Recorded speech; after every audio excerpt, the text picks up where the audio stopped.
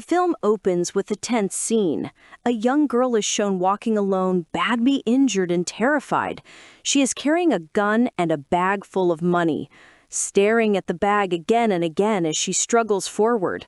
After driving for a while, the tire of her car suddenly bursts. She steps out with the bag in the gun and begins walking along the empty road. Suddenly, a car comes speeding from behind and crashes into her, killing her on the spot. Inside the car are 4 friends on their way to a remote cabin for a hunting trip. Shocked and frightened, they get out to see the lifeless girl lying on the ground. None of them know what to do. As they panic, Paul notices the bag full of cash. Greed flashes in his eyes, and he tells his friends that this money could change their lives. John immediately objects and insists they should take the money to the police. But Paul argues that the police will keep the money for themselves and accuse them of murder. The other 2 friends hesitate at first, but tempted by the fortune and scared of jail, they agree with Paul. Only John remains uneasy. One of the friends asks what they will do with the body.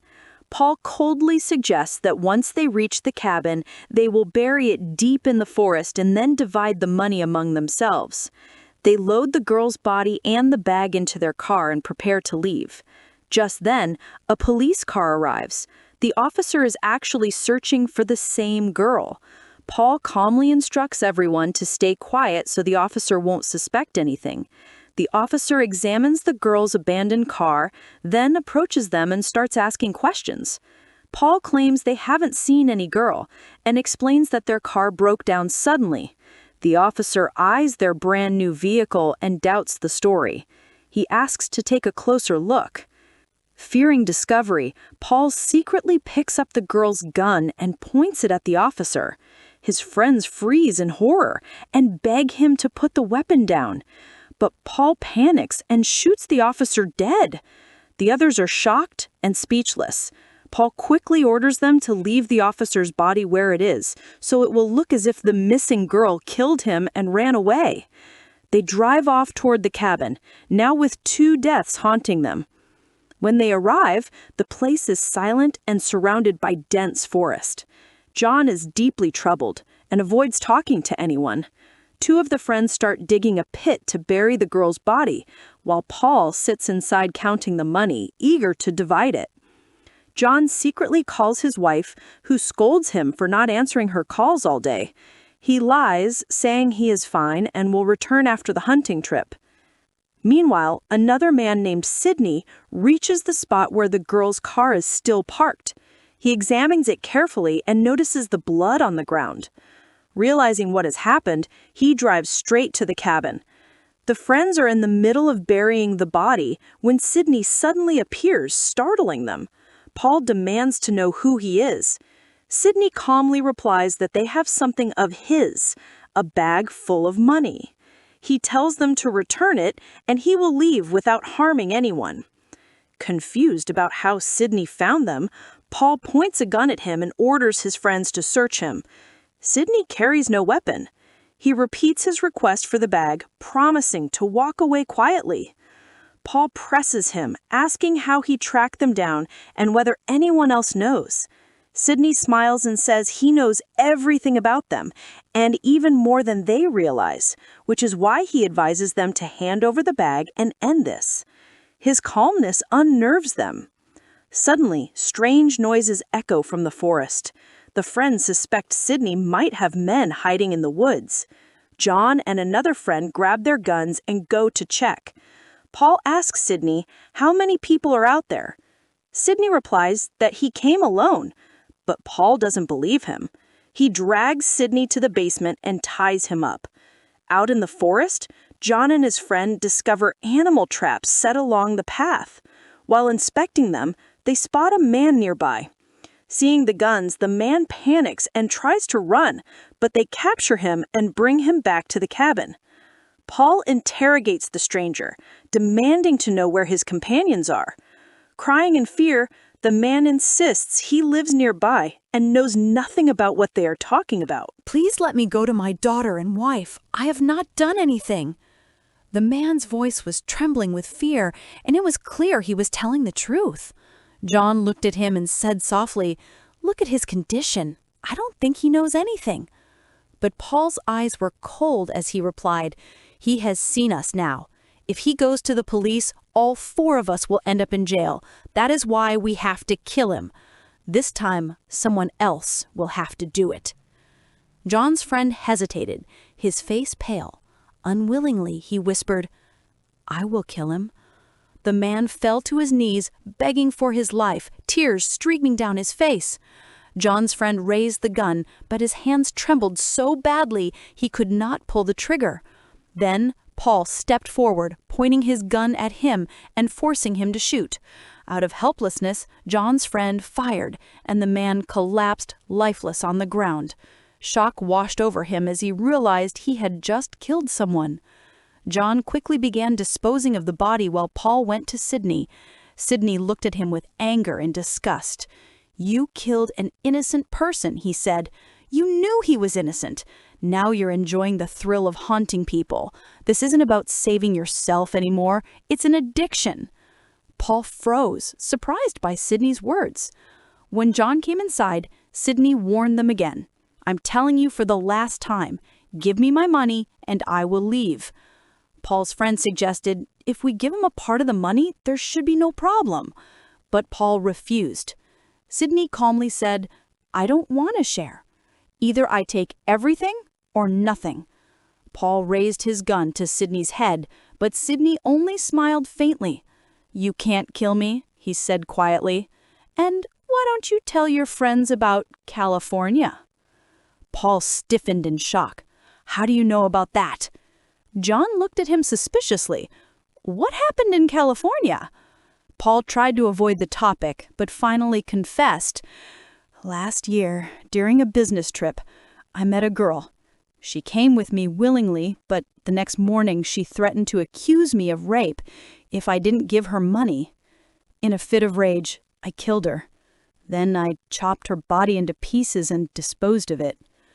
His friends stared at him in disbelief.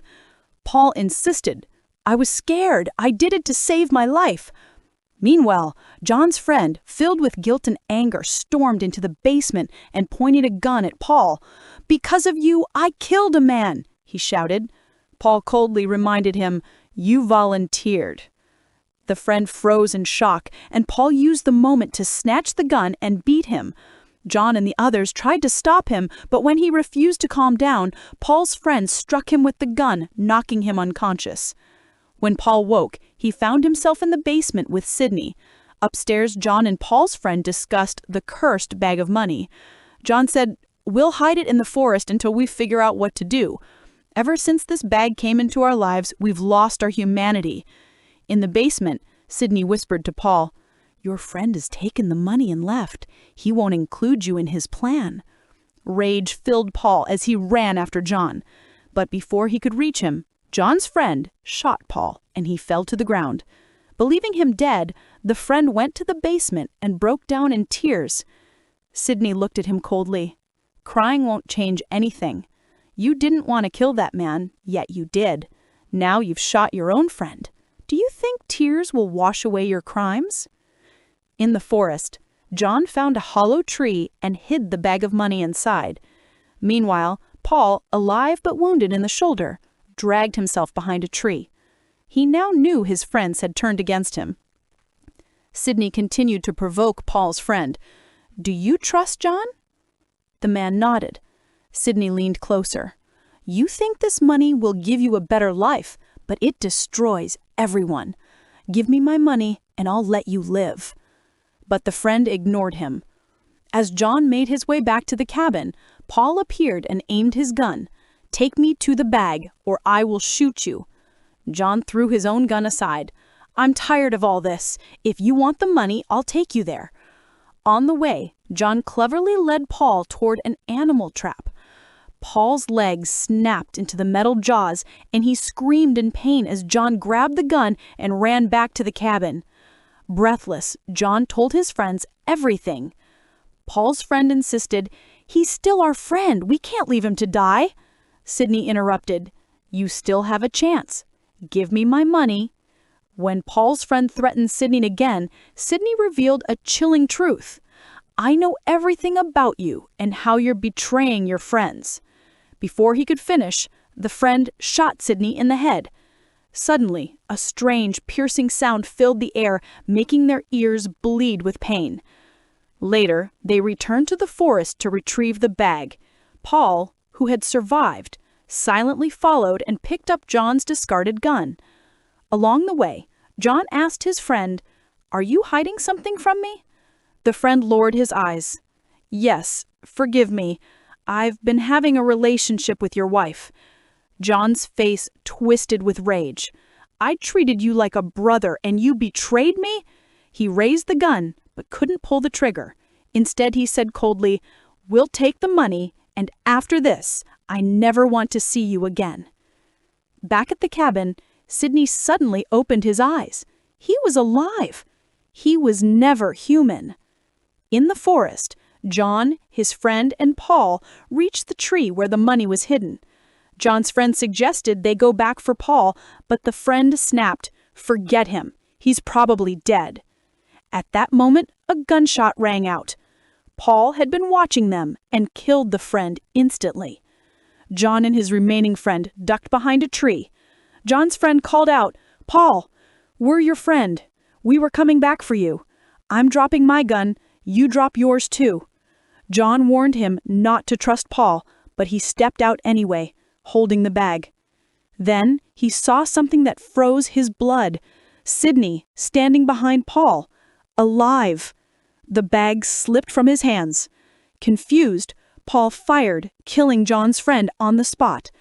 Sydney dragged the dying man to a tree and began extracting his blood with a syringe, feeding himself.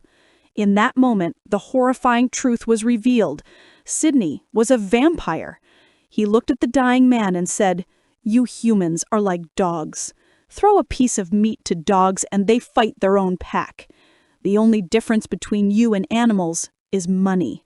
I tossed a bag of money among you and you forgot your friendship. I have been doing this for years, testing humans and feeding on them." Elsewhere, John tried to peek from behind a tree. Paul fired at him, thinking he had killed him, but John was still alive. As Paul reached for the bag, John leaped out and shot Paul dead. Badly wounded, John collapsed.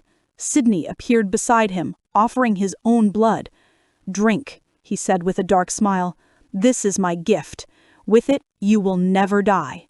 You greedy humans will do anything for survival. So now, I give you a new life." Sydney walked away carrying the bag and a gun. In the morning, he placed the bag in a young woman's car. A moment later, the woman arrived, alive and well. She had not died earlier. She was immortal, a partner in Sydney's deadly game.